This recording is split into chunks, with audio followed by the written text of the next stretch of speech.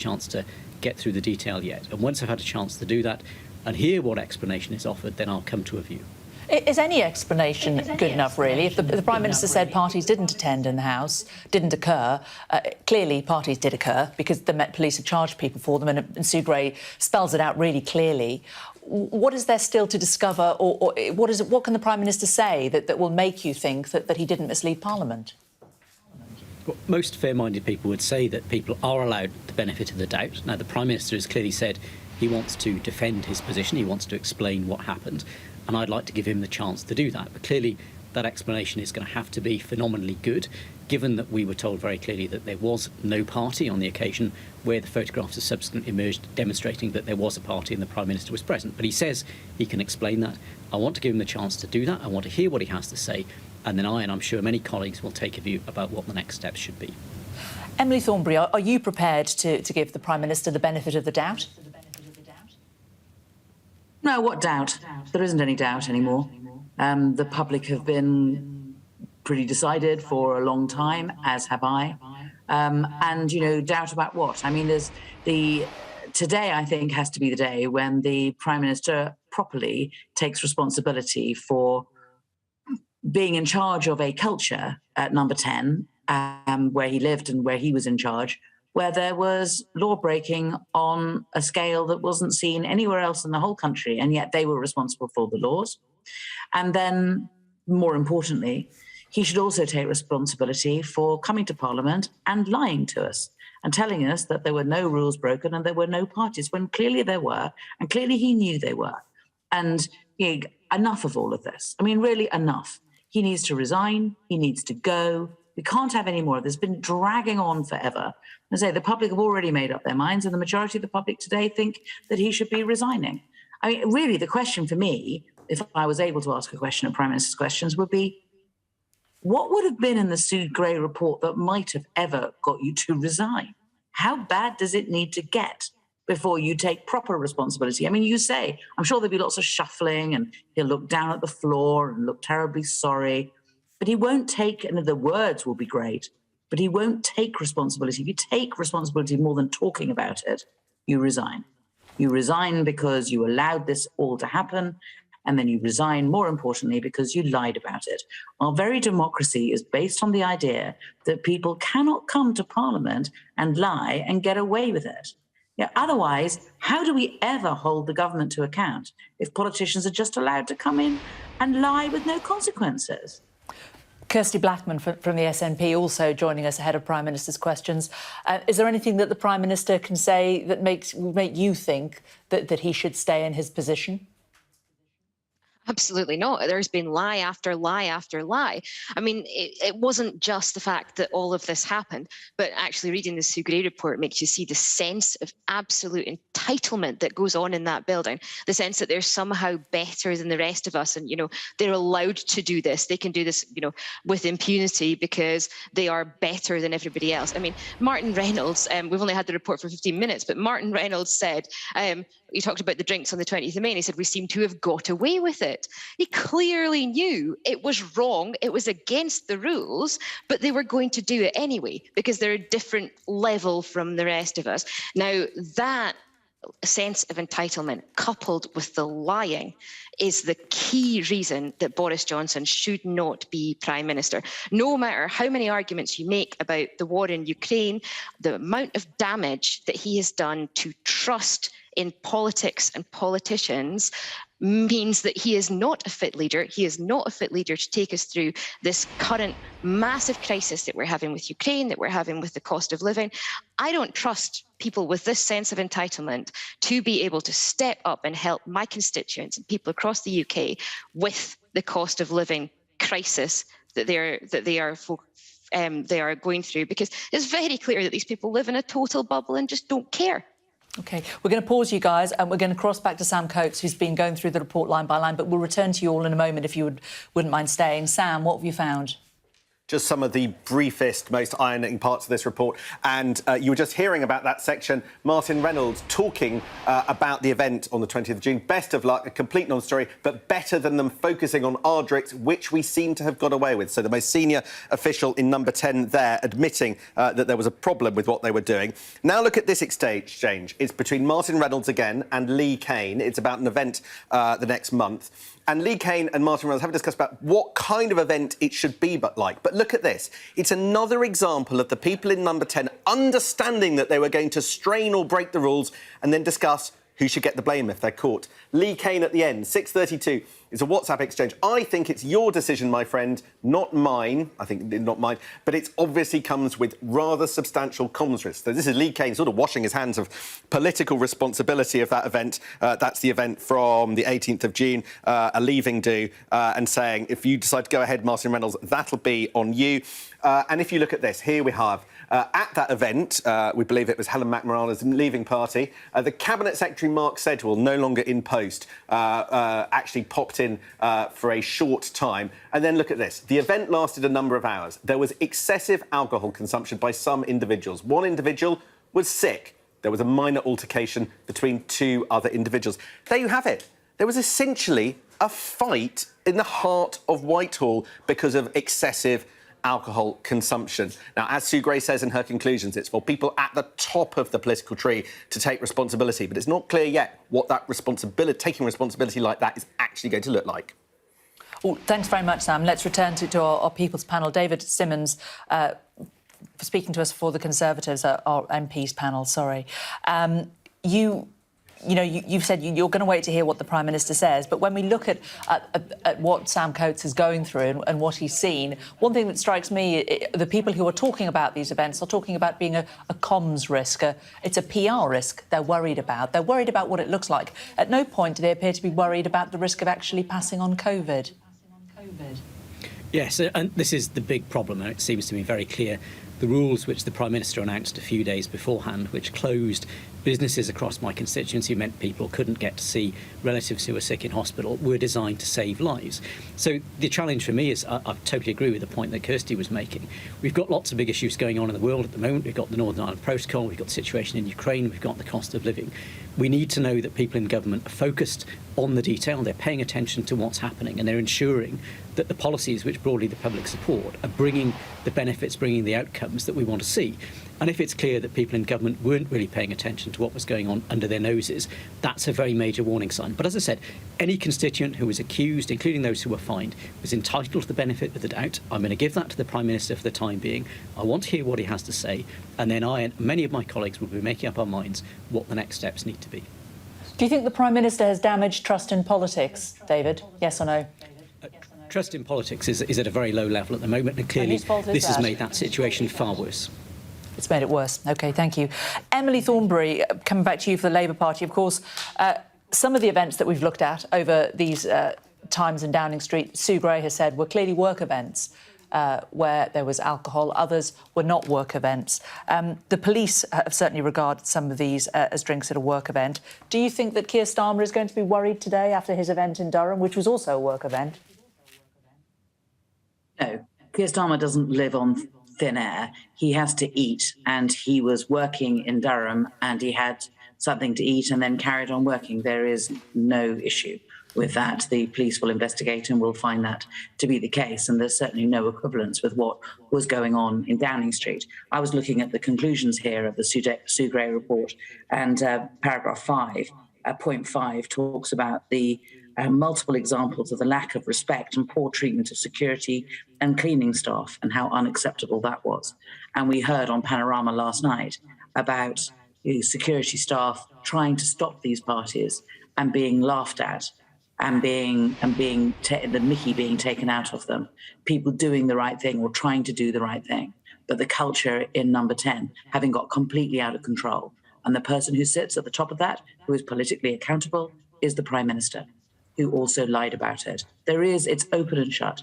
And I know that I can hear, the excuse is mounting, which is, the Prime Minister has many other things to do, let's move on.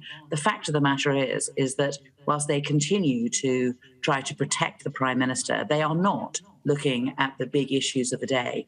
which is, most importantly, which is the cost of living crisis, where we have told the government months ago what they should be doing in relation to people's fuel bills and how we ought to have a windfall tax. And it may be that they're about to agree to that, but it's months and months too late because they've been spending their time trying to defend the Prime Minister instead. OK, we're very close to 12 o'clock and Prime Minister's questions. Let's quickly go back to Sam Coates. That shot there of the House of Commons, we'll return to it, of course, when the Prime Minister stands up.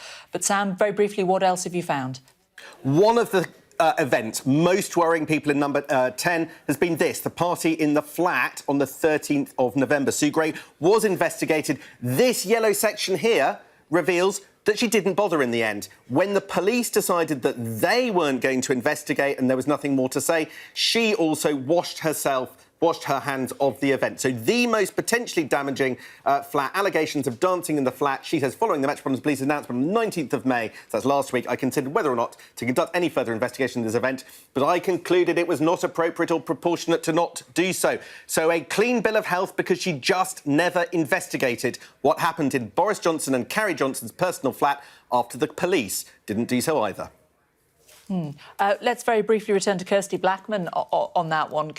Kirsty, I think that was the ABBA party, as it was dubbed. So it appears that Sue Gray didn't actually now investigate that. Yeah, I think we need to have justification for why she didn't. She says it's not proportionate, but, this is one of the worst allegations. The Prime Minister just can't wash his hands of this. I mean, this is endemic. And if he had cared a jot about what people were going through, he would have put a stop to all of this happening in the building that he lives in, that he's in charge of. OK, we're going to thank you all very much there because Prime Minister's Questions is inevitably going to start very soon. David Simmons for the Conservative Party, Emily Thornberry, of course, for Labour, and Kirsty Blackman from the SNP. Thank you all very, very much for joining us and giving us your thoughts as we all digest the details of the Sue Gray report. Our political editor, Beth Rigby, still here in the studio. Beth, looking now at the bigger picture, really, lots of sort of juicy bits of stories of parties and post-mortems of them. But overall, how damning would you say it is? Well, I think this is the big thing now, and this is what we need to think about, which is that there's a string of embarrassing revelations in this report. There's PMQs is starting. Let's listen to the Prime Minister. I want to begin by echoing what you've just said at the reports of the fatal shooting in a Texan primary school. Our thoughts are with all those affected by this horrific attack. Mr. Speaker, yesterday I welcomed the Emir of Qatar to Downing Street. It's excellent news that Qatar announced it will invest up to £10 billion into the UK through our new strategic investment partnership. And not only will it boost local economies and support jobs, it will support our green economy and decarbonisation. Mr. Speaker, this morning I had meetings with ministerial colleagues and others. In addition to my duties in this House, I shall have further such meetings later today. Anthony Brown. Thank you, Mr. Speaker. Cambridge is one of the most expensive places to live in the country, but unlike many cheaper places, NHS workers in the city get no high cost of living supplement. So NHS workers in Cambridge pay higher rents than NHS workers in outer London boroughs like Redbridge and Croydon and Bexley and Barking, and yet they get paid 15% less. This makes it very difficult for the NHS in Cambridge, including Adam Brooks Hospital, to retain and recruit staff. Will my right honourable friend, the Prime Minister, work with me to make sure that NHS workers in South Cambridgeshire and Cambridge get paid fairly? Prime Minister. My honourable friend is a fantastic champion for his constituents and for Adam Brooks, and we're very proud of our NHS, and that's why we're putting record investment in, Mr. Speaker, and I hope that the independent NHS pay review body will listen carefully to what my honourable friend has just said. We now come to the Leader of the Opposition, Keir Starmer.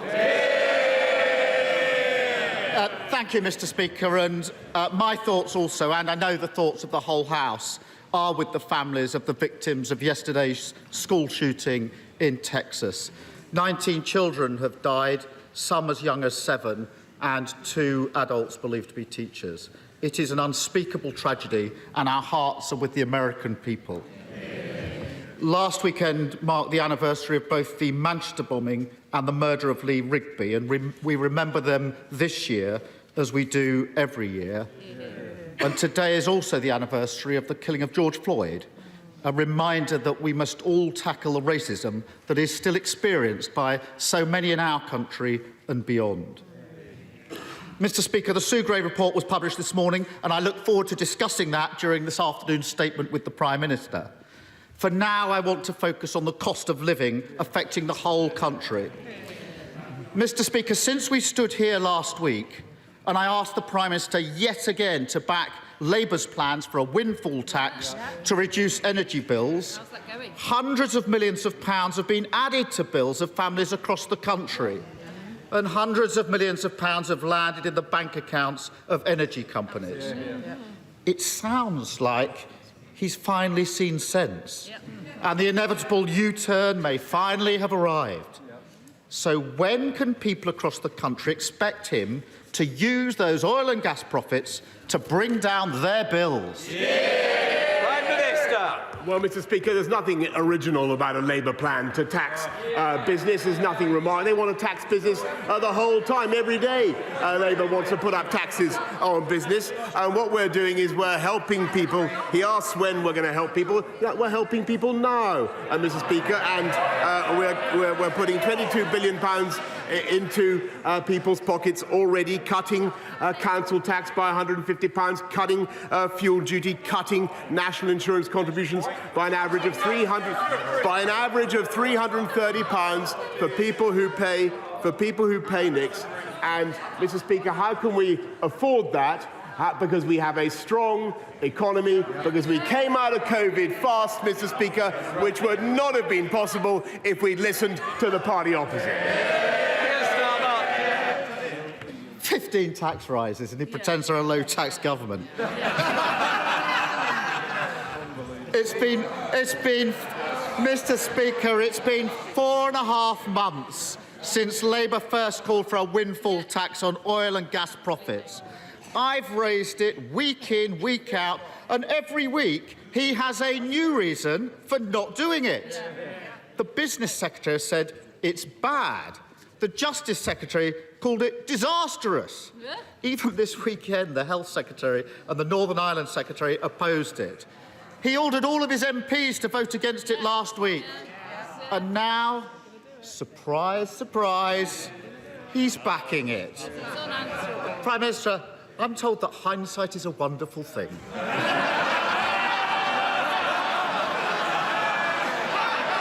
But, Mr Speaker, whilst he dithered and delayed, households across the country suffered when they didn't need to. What? Peter.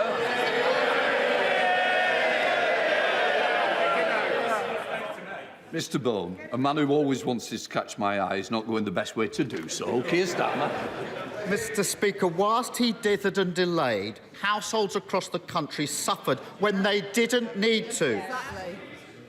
What is it about the Sougray report that first attracted him to a U-turn this week? Prime Minister. Mr Speaker, there is no surprise about Labour's lust. There's no surprise about Labour's lust to put up taxes. There's nothing original about his thought. They get off on it. They absolutely love to confiscate other people's assets. What we prefer to do, Mr Speaker, is make sure that we have the measures that are in place to drive investment in our country and drive jobs. And it's thanks to the steps that we took, thanks to the fact that we came out of COVID faster than any other European country, which would not have been possible if we'd listened to him, that we now have unemployment at the listen to this. They used to care about this, Mr Speaker. Unemployment at the lowest level since 1974. And, put that in your pipe. Keir Starmer. Mr Speaker, I actually thought with this U-turn he might actually get his head out of the sand, but obviously not. The reality is that every day of his dithering and his delay, £53 million has been added to Britain's household bills. Whilst he's distracted trying to save his own job, the country has been counting the cost. But complacency is nothing new for this government. Back in October, the Chancellor delivered a mini-budget that has to be reread to be believed. With inflation already climbing, he said that he understood people were concerned about it and the government was ready to act. Since then, inflation has risen to a 40-year high, the highest rate of any G7 country. If the government was so ready to act 6 months ago, why hasn't it? But, Mr. Speaker, the government has acted, and my right honourable friend, the Chancellor, continues to act. This is the government that not only put in the living wage, Mr. Speaker. It was a Conservative institution, but we've now raised it by a record amount. We've raised it by £1,000, Mr. Speaker, a record amount. We've helped families on universal credit have another £1,000, Mr. Speaker. Thanks to the measures, the £9.1 billion we've already put in to support people's costs of heating. We're abating the costs of fuel for people up and down the country. And of course, we're going to do more, Mr. Speaker. We're going to put our arms around the people of this country, just as we did throughout the COVID pandemic. But the reason we can do that is because we took the tough decisions to drive the fastest vaccine rollout in Europe, which wouldn't have been possible if you listened to him, Mr. Speaker, and that's why we have, and let me take another statistic, youth unemployment, they used to care about it, youth unemployment at or near a record low. Mr. Speaker, it wasn't just the Chancellor back in September. The Prime Minister called fears about inflation unfounded. He was the last person to spot the cost of living crisis, just as he's the last person to back Labour's plan to help people through it. And, Mr. Speaker, it wasn't just on inflation that they got it badly wrong. In the same speech, the Chancellor boasted about growth, Prime Minister does today, how we were going to do better than all our major competitors. It was obvious that he was being complacent. And lo and behold, Britain is set to have the lowest growth of any major country except Russia. Despite our brilliant businesses and all we have to offer, why has his government inflicted on Britain the twin-headed hydra of the highest inflation and the lowest growth? Mr. Speaker, he loves running this country down.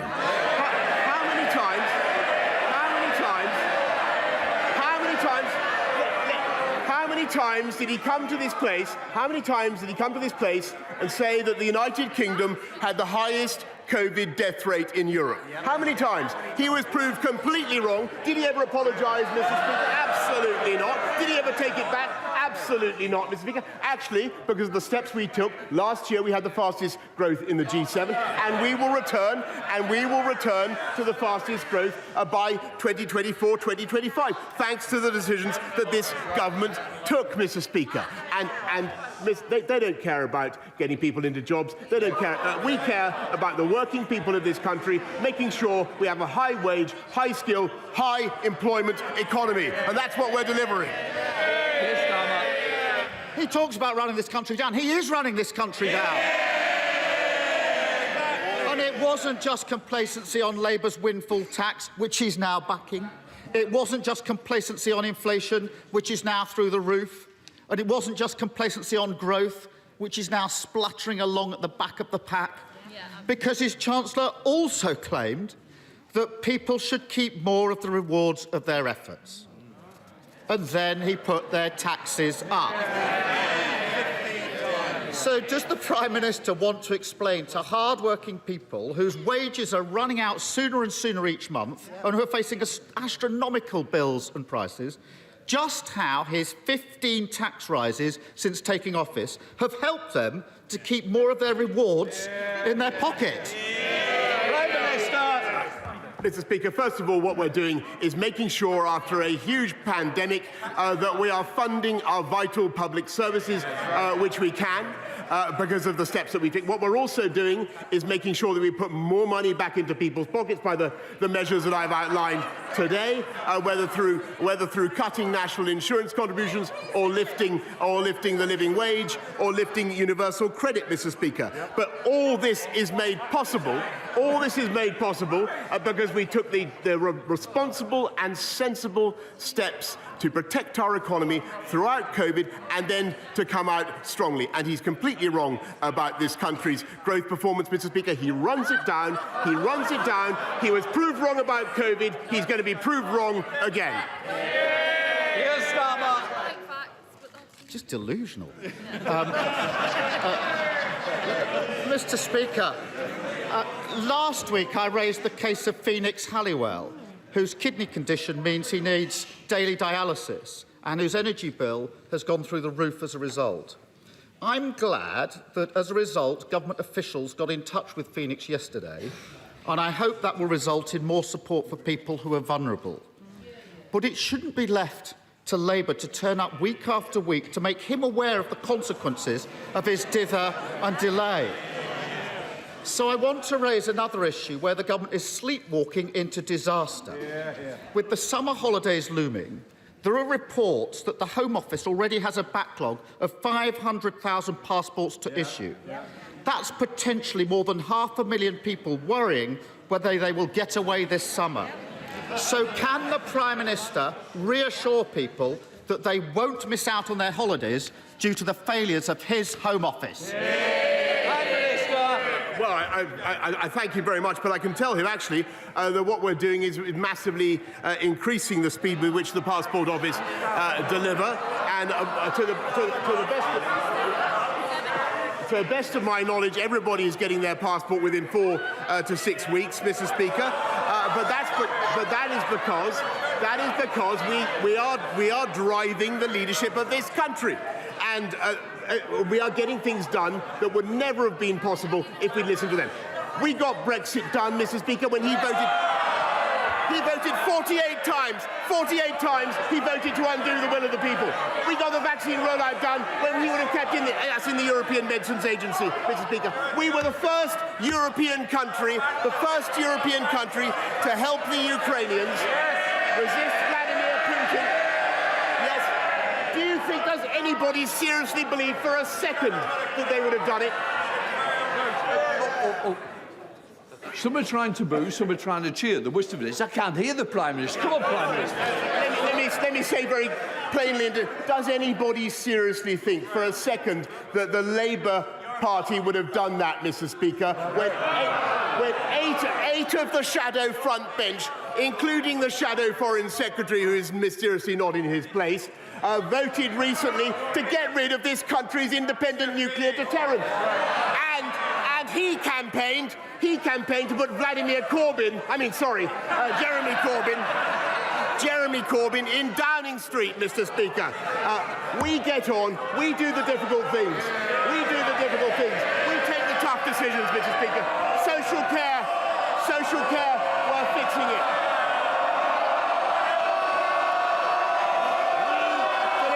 They deliver. Prime Minister, we both can't be on our feet. I'm trying to help you. You've got to help me as well. And I'm sure you've got to the end because Mr. Stewart's itching to get his question. Graham Stewart. Thank you, Mr. Speaker. When the Prime Minister gets passionate, things get done. Brexit is done. The vaccine, if they could contain themselves, the vaccine rollout done. So will my right honourable friend personally intervene so that the immunocompromised, like my constituent Scott, can get access to British wonder drug Evusheld, and then they, not next winter, not next year, but now, so that they can enjoy this summer and enjoy their freedom just like the rest of us. Minister. Yes, Mr. Speaker, I know that my honourable friend has taken a keen interest in this for a while. Evusheld could potentially reduce the risk of infection, as he says. We've got to look at the available evidence before we can make a decision about whether it should be available. But I will make sure that the Department for Health and Social Care keep him updated on the progress we're making. We now come to Leader of the SNP, Ian Blackford. Thank you, Mr. Speaker. I want to join others today to express my deepest sorrow at the horrific events in Texas yesterday. 19 children and 2 teachers have needlessly lost their lives. Many of us in Scotland will be remembering the tragic events that took place in Dunblane 26 years ago. The thoughts and prayers of the SNP are with the families suffering today but also our hope that lawmakers will finally act to bring the scourge of gun violence that plagues the United States to an end. Mr. Speaker, the reports that the Prime Minister in Downing Street's law-breaking have been damning. Empty bottles littering offices, rooms so crowded people were sitting on each other's laps, and security forced to intervene because the parties were so outrageous. At the centre was the Prime Minister orchestrating it, grabbing a glass for himself in order to toast the partygoers. For 8 months, we've heard every excuse under the sun. But now we've all seen the damning photo evidence. Well, people stayed at home to protect the NHS. The Prime Minister was engaging in drinking and debauchery that makes a mockery of the gut-wrenching sacrifices that each and every person made. Will the Prime Minister now take the opportunity and resign? Prime Minister. Mr. Speaker, I can tell the right honourable gentleman that much as I appreciate his advice, he'll have a further opportunity, which I'm sure he will take with his customary length to debate that matter in the course of the statement which will follow directly after PMQs. I'm not happy. Matters, Mr. Speaker, but it's all a joke to the Prime Minister. The Prime Minister has lost the trust of the public. He has lost what little moral authority he had left. The Prime Minister has apologised many times, not because he feels any genuine remorse. He still refuses to even admit that there were parties and that he presided over them. He apologised for one simple reason: he got caught. The reality is, no apology will ever be enough for the families of people who lost loved ones, for the families who followed the rules, who stayed at home whilst their nearest and dearest to them were dying, and are now forced to look at photographs of the Prime Minister surrounded by drink, toasting to a party in the middle of a lockdown. If the Prime Minister will not accept that he must resign, then the Tory benches must act. This Prime Minister, who has broken the law and shown a cavalier attitude to the truth, cannot be allowed to remain in office. Prime Minister, time is up. Resign. Resign. Resign before this House is forced to remove him. Prime Minister. I thank him very much, and I would just direct him again. I think it would be to his advantage to look through the report, and then I think we should return to it after PMQs. We now come to Jonathan Gillis. Thank you, Mr. Speaker. High streets and heritage means a lot to the people of Stoke-on-Trent North, Kidsgrove and Tork. Burslem and Tunstall, two of the great 6 towns of Stoke-on-Trent, are plagued with rogue and absent landlords who are too happy to let shops sit empty and historically important buildings such as Price and Kensington Teapot Works fall into ruin. Which is why I introduced my proper maintenance of land bill to increase fines on these ruinous owners. Can my right honourable friend confirm that as part of the government's planning reform, he will adopt my bill which imposes a new unlimited fine so these reckless reprobates can be held accountable? Up the Vale for Saturday, Mr. Speaker. Prime Minister. Here, Mr. Speaker. Up the Vale, but on his, I want to thank him, by the way, for his campaign. I think he's entirely right, and that's why we've adopted the measures that he proposes in the bill. Those who leave properties derelict unreasonably could face an unlimited fine, Mr. Speaker. Sir Geoffrey Donaldson. Thank you, Mr. Speaker. I was pleased to meet the Prime Minister last week in Royal Hillsborough in my constituency. We welcome his commitment to introduce legislation to deal with the protocol on the Irish Sea border and to protect the Belfast Good Friday Agreement. That will take some time. In the meantime, as in the rest of the United Kingdom, hard-pressed households in Northern Ireland are suffering from the cost of living crisis. Will the Prime Minister give me an assurance that any measures that are brought forward by the Chancellor in the near future to help hard-pressed households will apply to Northern Ireland, and that the protocol will not be allowed to prevent Northern Ireland citizens receiving the support they need from the government at this time? I thank the right honourable gentleman very much. As he knows, we have a package of measures to support families across the whole of the UK that I've detailed already to the House. I may say that I also think it would be an advantage to the people of Northern Ireland in tackling the issues that we all face across the UK if Stormont were to be restored, Mr. Speaker. Lynn Saxby. Thank you, Mr. Speaker. The recent report on levelling up the rural economy highlighted many areas where more work is needed in small rural and coastal communities to ensure they also benefit from our levelling up agenda. Does the Prime Minister agree with me that we need to ensure levelling up reaches into rural and coastal Devon? And will my right honourable friend meet with me and Helen Herford, our excellent candidate in Tiverton and Honiton, we can progress our plans for Devon? Prime Minister. Yes, of course, Mr. Speaker, because my honourable friend is a fantastic advocate for Devon, for rural communities, and I will make sure that both she and Helen Herford get a meeting with the relevant minister to discuss her ideas further. Ben Lay. Mr. Speaker, rising fuel costs are causing serious problems for workers in car-dependent rural areas like Ceredigion, and for carers and district nurses, the situation has reached a crisis point. One carer from Ceredigion often has to travel 29 miles just to reach the first service user of the day and travels around 1,700 miles each month. Would the Prime Minister therefore consider extending the rural fuel duty relief scheme to areas like Ceredigion to help my constituent and many like her to continue their invaluable work? Well, I thank him for his excellent question, and I can tell him that rural fuel duty relief is there to compensate motorists by helping retailers in some more remote rural areas where pump prices can be significantly higher. It currently operates on a geographical basis, but Mr. Speaker, I'm very happy to ensure that the honourable gentleman gets a meeting with the relevant minister as fast as possible. Stevenson. Prime Minister, Labour and socialism has failed this country because they've followed policies which interfere too much in people's lives, over-regulate, spend too much taxpayers' money, borrow too much and raise taxes.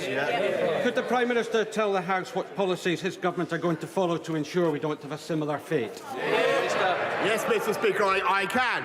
And I'm grateful to my honourable friend, and he's absolutely right, that Labour's instinct everywhere and always is to put up tax with all its... that's what they're bragging about it today, Mr. Speaker. It's ludicrous.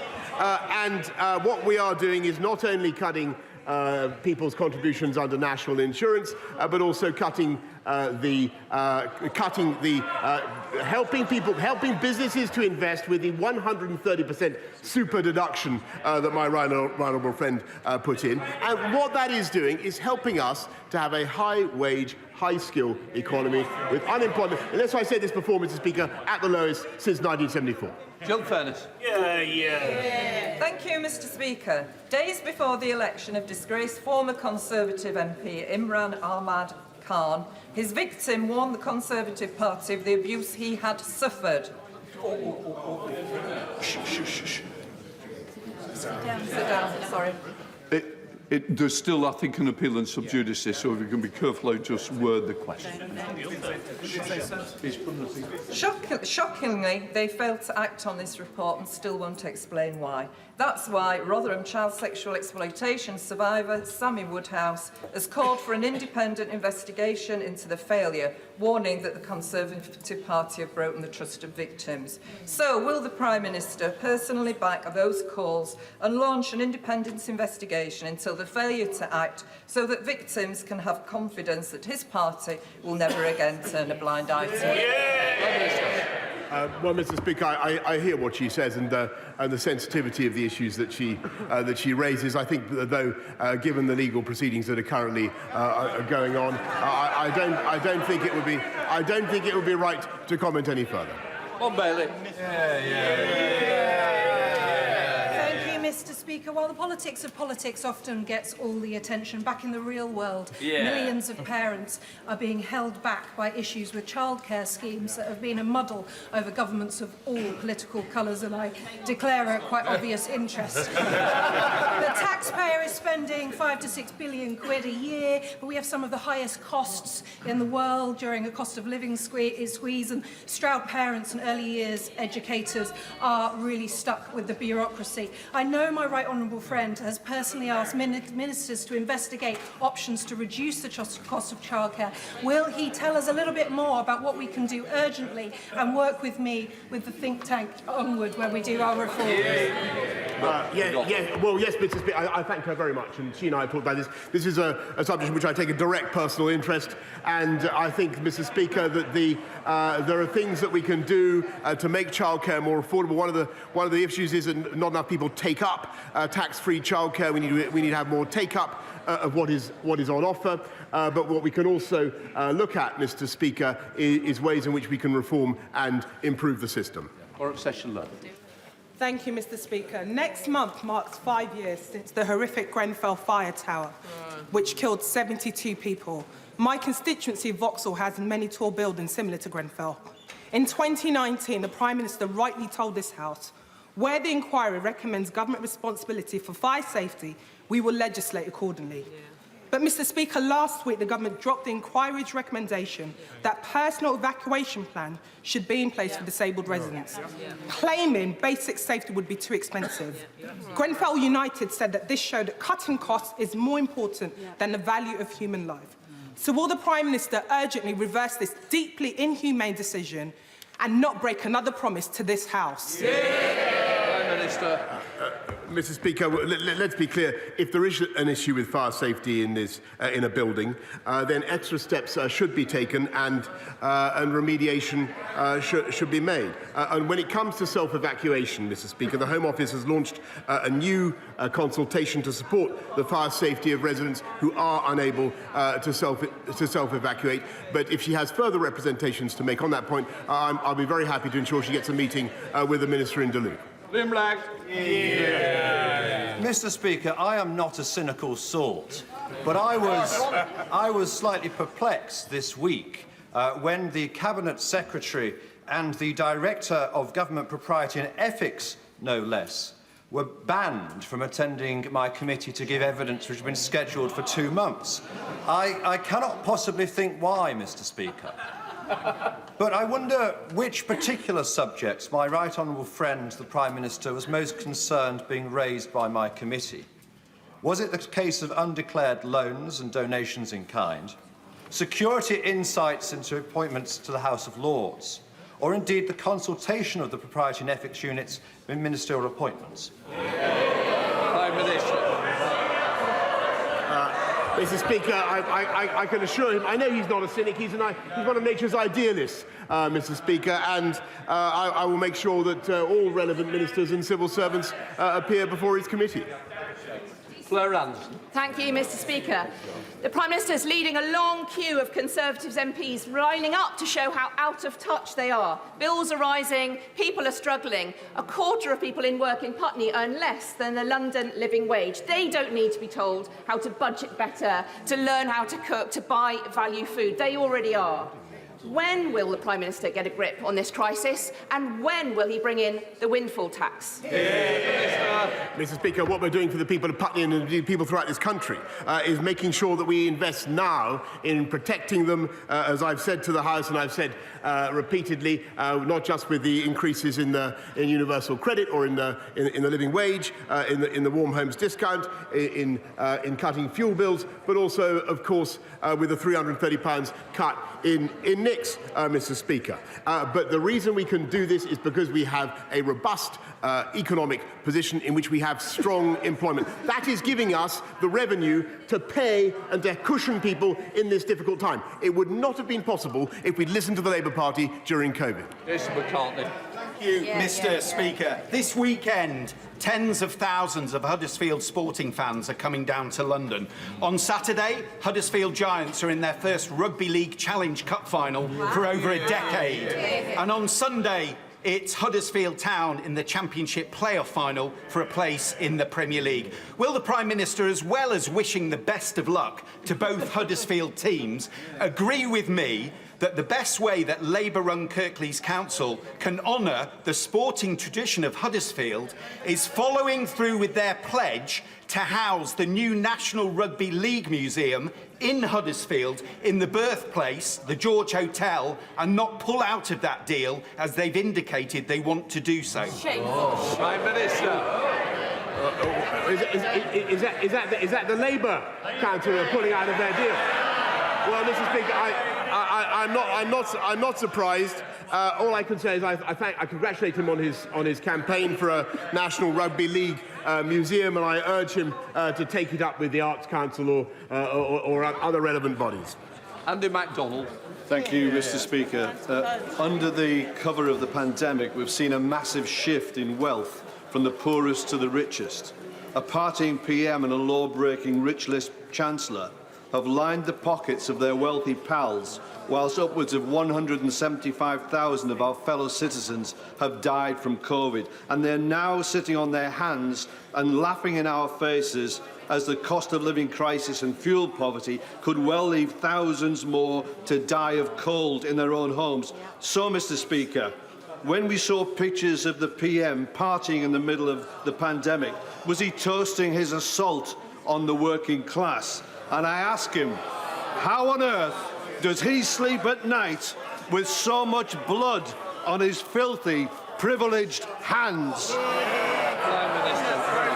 Mr. Speaker, from furlough onwards, everything we have done since the pandemic began has been to get money into the pockets of the working people of this country, and those are the people time and again that we have prioritised. And I do not for a moment doubt, Mr. Speaker, that things are tough. I do not doubt it for a moment, but it is our intention to get this country through it, and we will get through it very well by putting our arms around people as we can and as we will because of the fiscal firepower that we have, Mr. Speaker, but also by making sure that we continue with the high-wage, high-skill, high-employment economy that we have. And the best thing to get money into people's pockets, Mr. Speaker, is to have a job. Jill Mortimer. Does the Prime Minister agree with me that when the right honourable member opposite spins his myth of a low-tax Labour Party, he clearly needs a memory job? Because, can I just remind you all that in 2019, you all stood on a manifesto that would have inflicted the highest tax burden on the people of this country in peacetime. That's probably why there's so few of you over there. Yes, Mr. Speaker, they campaigned to put up taxes on business to the highest level this country has ever seen. That was his ambition, Mr. Speaker, and that is what they would do again. Be in no doubt, that's what they love to do. You can feel the lust for tax rising off those benches opposite, Mr. Speaker, and that is why there's never been a Labour government that left office with unemployment lower than when they came in. Christian Wakeford. Thank you, Mr. Speaker. Yesterday, the head of Ofgem advised MPs that the energy cap is due to increase to £2,800 in the autumn, more than double from last year. And I know the Prime Minister has been busy drafting and redrafting his half-assed apologies rather than helping the people of Bury South. But at which work event...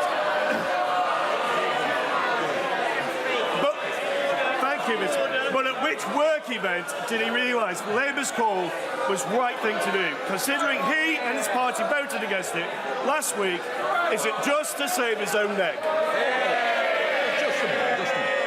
I couldn't either hear the question or the advice I was being given. It might be helpful I could hear both. Prime Minister, did you manage to hear it? Very much. Well, I heard enough, Mr. Speaker, to have a rough idea of the nonsense that he was talking. And what we're doing, Mr. Speaker, is not only supporting people now, but we will continue to put our arms around the people of this country as we did during the pandemic and beyond.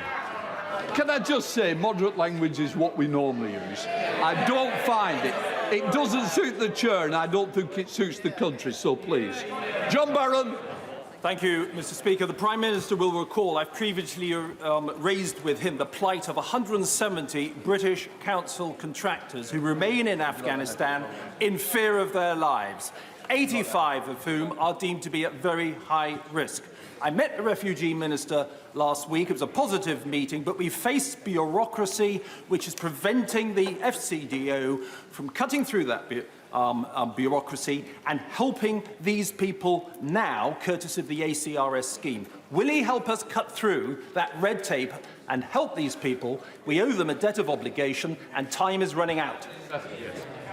Well, I thank him very, very much. I'll see what we can do to help those particular people, but I just remind the House that we've not only evacuated 15,000 people under Op Pitting, which I think was a great credit to this country, we've supported since then 4,600 more have come to this country, and we'll do what we can to help the people that he mentions. Boris. Thank you, Mr. Speaker. Jubilee Lead Academy in my constituency, working with Nottingham citizens, recently asked me to visit the school to hear about their low pay campaign. They're tired of seeing people in our community working hard but living in poverty. And now bills are rising, inflation's at 9%, and yet the government seems incapable and frankly a little disinterested in doing anything to help out. Mr. Speaker, our children can see the need for emergency action. Why can't our government? Prime Minister. Mr. Speaker, everybody in work, 30 million workers will get a tax cut in July, on top of everything that we're already doing. But that is not the end of what this government is going to do to look after people. And I've told the House before this afternoon, that we will continue to use our fiscal firepower to look after the British people through the COVID aftershocks and beyond. Greg Williams. Thank you, Mr. Speaker. On Monday at 3:25, a school bus crashed into a group of school children in Llanfachronion. 3 children were airlifted to hospital, with another child and the bus driver taken by ambulance, and a 5th child was discharged at the scene. Everyone is in a stable condition. Clearly, this is a tragic accident that will stay with the community for some time. Will the Prime Minister join me, and I'm sure the whole House, in sending our love and prayers to those in hospital?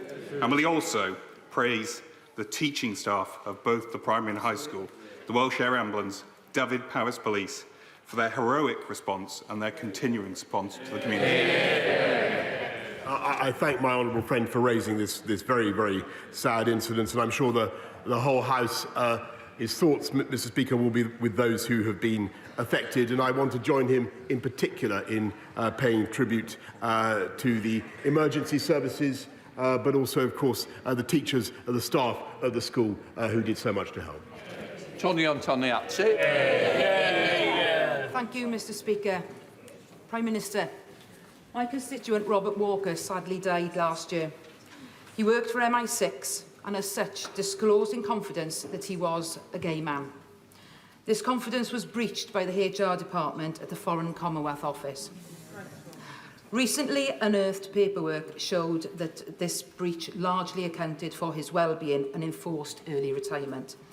Would the Prime Minister offer Bob's partner, Stephen Honeyman, a posthumous apology and commit to ask the Foreign and Commonwealth Office for a formal response to his treatment while he worked at MI6?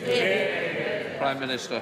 Well, Mr. Speaker, I want to begin by saying how grateful I am to the honourable member for raising this case, but I have to tell her I'm afraid I don't know directly about the events that she describes. What she says is very concerning. I'll make sure that she gets a meeting with the relevant minister as soon as possible.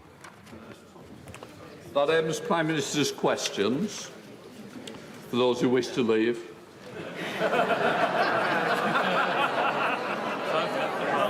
We now... Can I just say to the House, I expect moderate and temperate language. As we come to the statement, Prime Minister. Thank you, Mr. Speaker. With permission, I will make a statement.